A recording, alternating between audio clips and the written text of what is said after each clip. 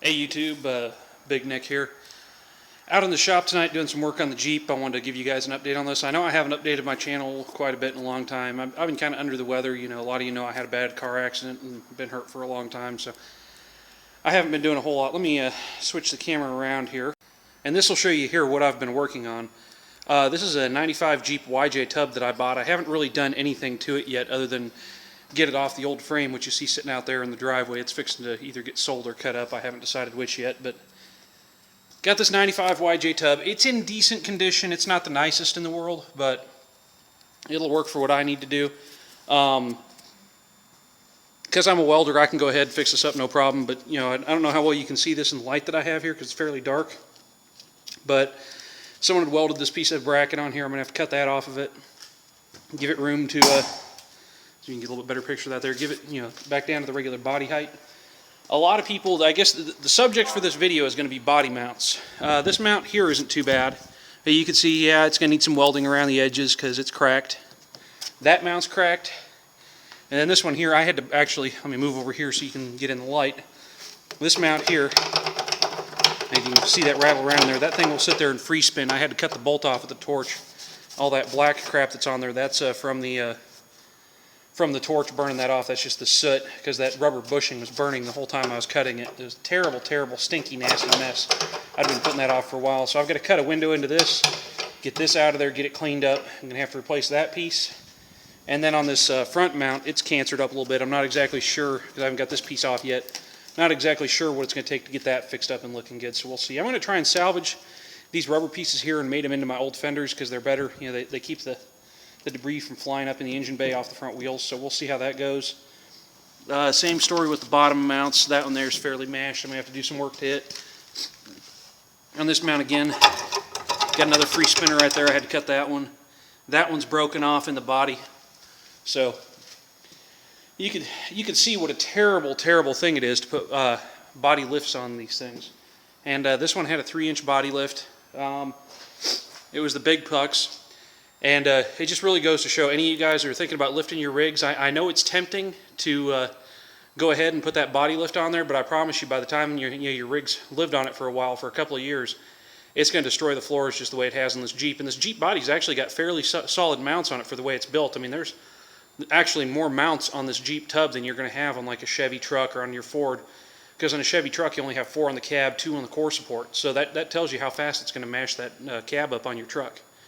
So every time you hit the brakes, every time you accelerate, it's just rocking back and forth on those. And I think the only reason this Jeep is as in good a condition as it is just because there's 2, 4, 6, 8, 10 body mounts on this tub. So, you know, that makes quite a bit of difference. Then there's one more up on the core support up where it mounts in. So that makes a world of difference as far as the strength. So I'm going to have to, that's my job for tonight. I'm going to start working on getting these cut up and cleaned up and hopefully put back together where I can get this thing shoved back out the door. And you guys are probably wondering if I just laid this thing up on its side. If you remember, I had the old military trailer.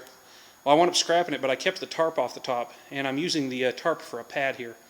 So that gives me something to set the side of it on the floor so I'm not screwing the side of it all up. And then when I set it back over, I can pick it back up with the cherry picker. The only other real rust spot that I have to contend with on this body is right here on the floor. This is the only real rust down on it, is right at the bottom of that body pillar tube there. I'm going to have to get that cleaned out and get a patch welded in there, and then get some rust neutralizer. And it's also started to cancer through up here on top. So I'm gonna get that cleaned up, get it done. So it's just gonna take a lot of work here to get this thing right and get all the dirt cleaned out of it and everything because it's pretty grody. So it's gonna take some work yet. And then the plan is to get it set back on the frame over there fairly soon. I'm planning on moving to Montana. I'll probably be making a full video about that. I'm gonna get back out there. I'm getting pretty well close to where my health is back to where I can do some work again. You know, I've been hurting pretty bad, but I'm doing a lot better than I have been in a long time. So the plan is I'm moving back to Montana. I'm going to start doing some welding again. So as I do, I should be able to do some of that. But I don't know how long it's going to be though. So don't get upset with me if I'm not making any videos for a while here because I've still got to get checked out by the doctor and everything. But had some friends come over and help me get this all set up tonight though, so that I don't have to mess around with it. Didn't have to hurt my back doing it. And they just left a little bit ago here. But yeah, it's not heavy duty work, but you know, and if I was having to do this while the body was on, it'd be damn near impossible because the frame's right below that And then, oh, the other thing is, a lot of you guys ask, because here's the old tub back here, laying up against the wall back here. A lot of people ask what the difference between the CJ and YJ frame is. And I don't know how the lighting in here is pretty dark right now, but I was going to touch on that. The only real difference is this this body mount here is further back on the CJ than it is on the YJ. On the YJ, it's about right here where my finger is. I don't know how well you can see that, but it's in this area here.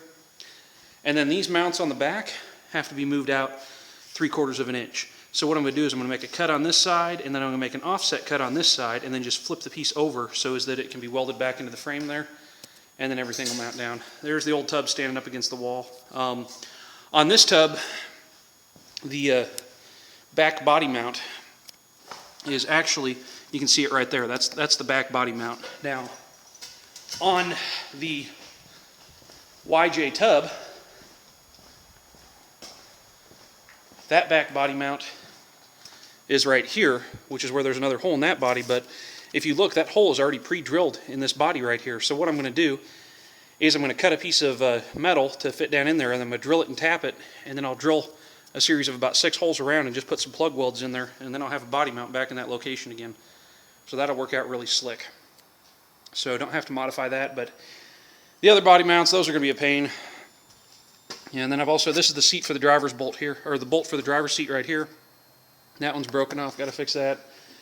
Not entirely sure, but I get the feeling that this thing may have been underwater at one time because there's a lot of mud on it. And I don't know if they were just doing a lot of bogging or if it spent some time buried, but that's what I'm trying to figure out. But we'll just have to see. It looks to me like it's probably the reason why it probably got real low on this side here, and that thing probably packed up full of water and mud and never drained. So I'll just have to see on that. But anyways, I'll be checking in